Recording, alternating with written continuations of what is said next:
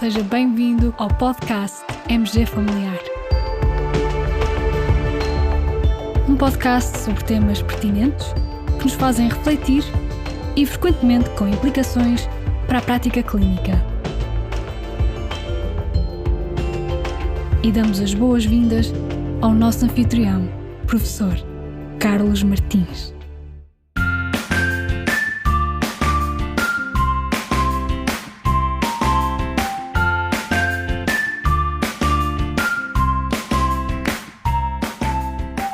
A Joana e a Rita têm 62 anos e são gêmeas monozigóticas. A Joana tem diabetes desde os 52 anos e aos 58 teve um infarto agudo de miocárdio. Em relação ao risco de desenvolverem demência, a Joana tem um risco de desenvolver demência superior ao da Rita ou idêntico ao da Rita? Caros colegas, este quiz vem a propósito de um artigo interessante que me foi sugerido por uma colega nossa para um episódio do nosso podcast e que está aqui connosco. Apresento-vos a nossa colega Ana Calafate, médica de família na USF Garcia da Horta, na cidade do Porto. Olá, Ana, bem-vinda ao nosso podcast. Olá, Carlos. Obrigada pelo convite. Para mim, que sou fã do podcast desde o primeiro dia, é um enorme prazer poder estar aqui deste lado do microfone. Nós é que agradecemos, Ana. Ora bom, então diz-me lá, o que te atraiu neste estudo que te levou a partilhá-lo connosco e a sugeri-lo para o nosso podcast?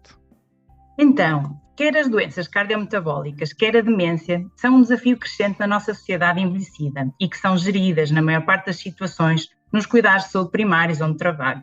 Além disso, é cada vez mais frequente encontrarmos doentes assustados com a possibilidade de desenvolver demência. É uma preocupação que está fundamentada num dos tópicos dos motivos de consulta e que é o doutora, eu agora esqueço-me de tudo. Na verdade, apesar de sabermos que a diabetes tipo 2, a doença cardíaca e a doença cerebrovascular são fatores de risco individuais bem estabelecidos para a demência, apenas alguns estudos abordaram a relação entre multimorbilidade cardiometabólica, ou seja, a presença de vários destes fatores de risco, e demência. Outro conceito engraçado e que temos vindo a ouvir falar, nomeadamente em relação à doença cardiovascular e ao tempo de exposição ao colesterol, é se o risco de demência é afetado pelo tempo de exposição à doença cardiometabólica ao longo da vida adulta. Ou seja, se o aparecimento de doença cardiometabólica em idades mais jovens majora o risco de vir a ter demência. Por último, sabemos que há fatores genéticos envolvidos no desenvolvimento, quer de doença cardiometabólica, quer de demência. Mas será que é este background genético que contribui para a associação entre estas patologias? A resposta é incerta. Achei muita piada ao facto deste estudo ter sido feito com uma população de gêmeos, que é a forma simples que a natureza nos dá de fazer emparelhamento de casos, para os quais os efeitos de confusão de um grande número de fatores, por exemplo, genética e ambiente no início da vida, podem ser removidos. É verdade, esse aspecto também foi aquele que me fez sorrir e me fez aceitar o teu desafio quando abri o mail e vi e disse, que engraçado, um estudo feito com uma população de gêmeos. Ana, então agora de forma assim um bocadinho mais sucinta para os nossos colegas, qual era o objetivo deste estudo? O objetivo deste estudo foi determinar o impacto da multimorbilidade cardiometabólica no risco de demência, incluindo doença de Alzheimer e demência vascular, e avaliar se o momento de início da doença cardiometabólica ao longo da vida influencia o risco de demência. O outro objetivo foi explorar o papel da genética na associação entre doença cardiometabólica e demência, usando dados de acompanhamento de 18 anos de quase 18 mil indivíduos gêmeos. E então, quais foram os métodos que aqui foram usados? Este estudo foi conduzido por uma equipa do Instituto Karolinska, na Suécia, que é o berço de onde todos os anos sai a indigitação para o Prémio Nobel da Medicina. Os investigadores selecionaram os participantes a partir do Swedish Twin Registry, uma base de dados nacional de todos os gêmeos nascidos na Suécia desde o final do século XIX, e o maior registro populacional de gêmeos do mundo. Desta base de dados foram pegar numa subpopulação já selecionada para o estudo SALT, que eram gêmeos nascidos em 1958 ou antes, e que foram seguidos durante 18 anos. Destes, excluíram os que tinham menos de 60 anos no início do estudo, os que já tinham diagnóstico prévio de demência ou de diabetes tipo 1, bem como aqueles em que o momento do diagnóstico de demência era omisso. Da população de 17.903 indivíduos foi recolhida informação sobre zigotia, características sociodemográficas, fatores de estilos de vida e dados antropométricos do estudo SALT. Já a definição de doença cardiometabólica foi assumida pelo registro em processo clínico eletrónico, pela prescrição de fármacos antidiabéticos ou ainda pelo autorreporte de diabetes tipo 2, e ainda pelo registro hospitalar de doença cardíaca, como doença cardíaca isquémica, fibrilação auricular, insuficiência cardíaca e ainda AVC isquémico ou hemorrágico. A demência foi diagnosticada com base na codificação dos registros clínicos nacionais suecos, sendo que todos os diagnósticos registados foram baseados em exames neurológicos realizados em serviços hospitalares de neurologia. A análise estatística foi então conduzida de acordo com duas estratégias diferentes.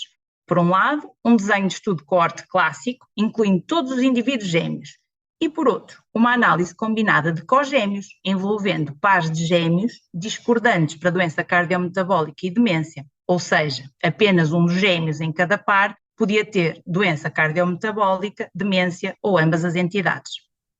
Ora, aqui está, numa metodologia que me parece mesmo pertinente e interessante. O estudo tem uma dimensão muito considerável e é considerável também a existência deste trabalho ao longo de anos e desta base de dados de uma dimensão impressionante.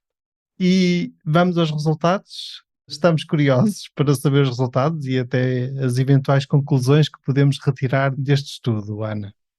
Sim, de facto também achei engraçado. Então, as características iniciais dos 17.913 participantes do estudo, sendo que a idade média eram 70,1 anos e 55% eram mulheres, mostraram que 3.312 apresentavam uma única doença cardiometabólica e 839 apresentavam multimorbilidade por doença cardiometabólica.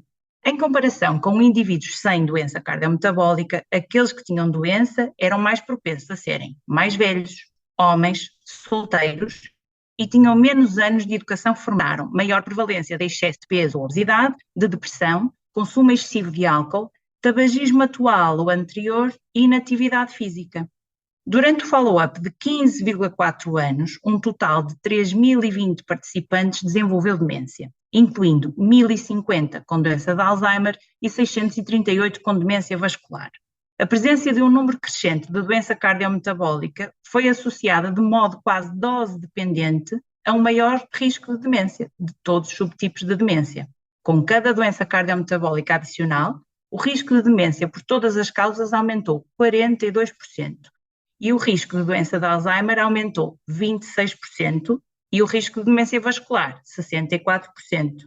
Em comparação com indivíduos livres de doença cardiometabólica, aqueles com uma única doença cardiometabólica tiveram um risco 42% maior de demência por todas as causas.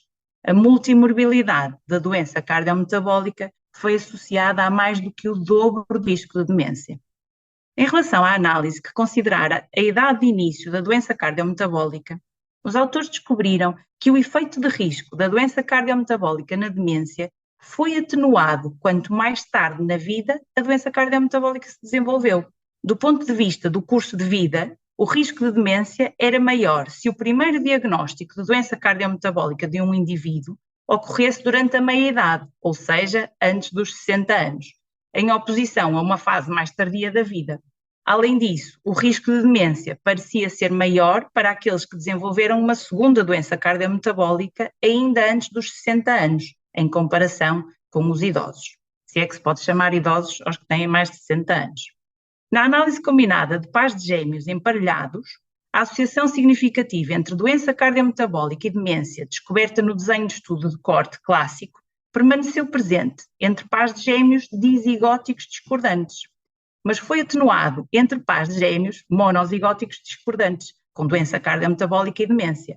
Ou seja, uma vez que a influência confundidora do histórico genético pode ser controlada entre gêmeos monozigóticos, uma vez que estes são geneticamente idênticos, estes achados sugerem a existência de uma base genética comum às doenças cardiometabólicas e à demência, que explica a associação doença cardiometabólica-demência.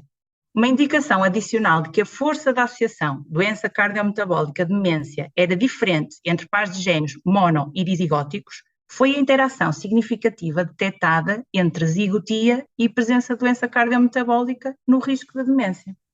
Ora bom, então já temos aqui a solução do nosso quiz. Embora saibamos que as doenças cardiometabólicas se associam a um risco aumentado de desenvolvimento de demência, neste estudo, o risco entre gêmeos monozigóticos, tendo um história de doença cardiometabólica e o outro não, o risco daquele que tinha a doença cardiometabólica não foi estatisticamente superior em relação ao gêmeo que não tinha a doença cardiometabólica. Ou seja, dá a impressão que a genética aqui funcionou como protetora.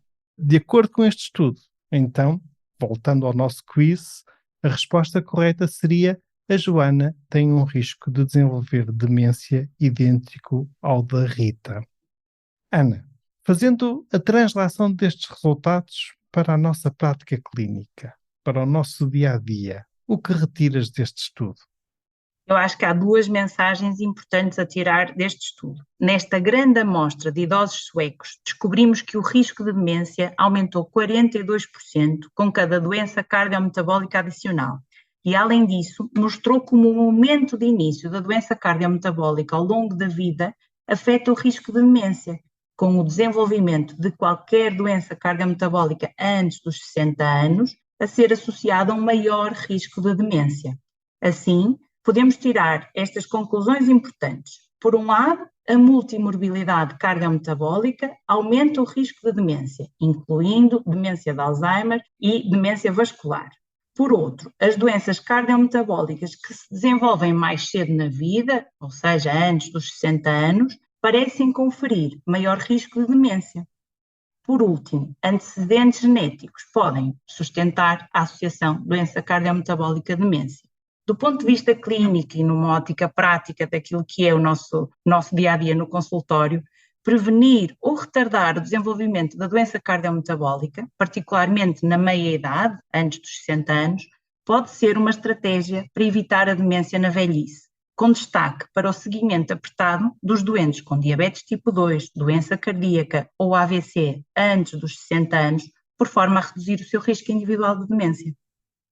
Estou inteiramente de acordo contigo, Ana, e esta é uma mensagem que também vale muito a pena passar aos nossos pacientes. Com frequência as pessoas ficam assustadas com as demências, com as doenças de Alzheimer, vêm-nos pedir vitaminas para o cérebro, comprimidos para a memória, porque têm receio ou têm medo de vir a ter esta doença. E aqui podemos, com base científica, obtida, por exemplo, neste estudo, dizer aos nossos pacientes que se querem realmente evitar demência no futuro, é bom manter um estilo de vida saudável, é bom evitar ter diabetes tipo 2, evitar ter hipertensão arterial, evitar ter doenças cardiometabólicas. E esta é, sem dúvida, uma mensagem importante que podemos retirar deste estudo. Ana, foi com muito gosto que te tive aqui neste episódio do nosso podcast.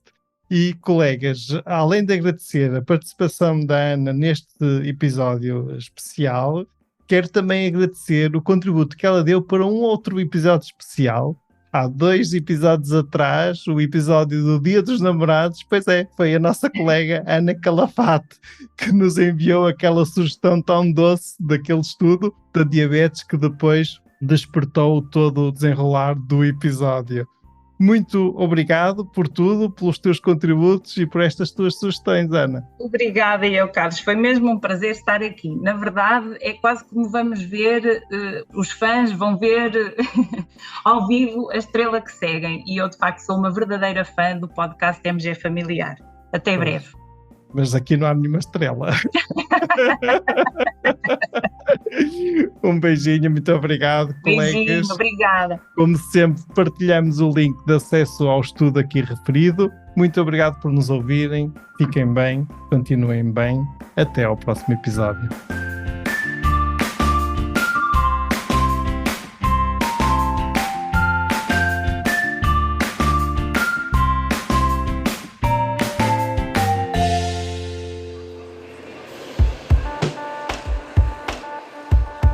Terminamos assim esta edição do podcast MG Familiar. Muito obrigada por nos ouvir. Se desejar completar a sua leitura, muitos dos conteúdos abordados neste podcast estão disponíveis em www.mgfamiliar.net. Até ao próximo episódio.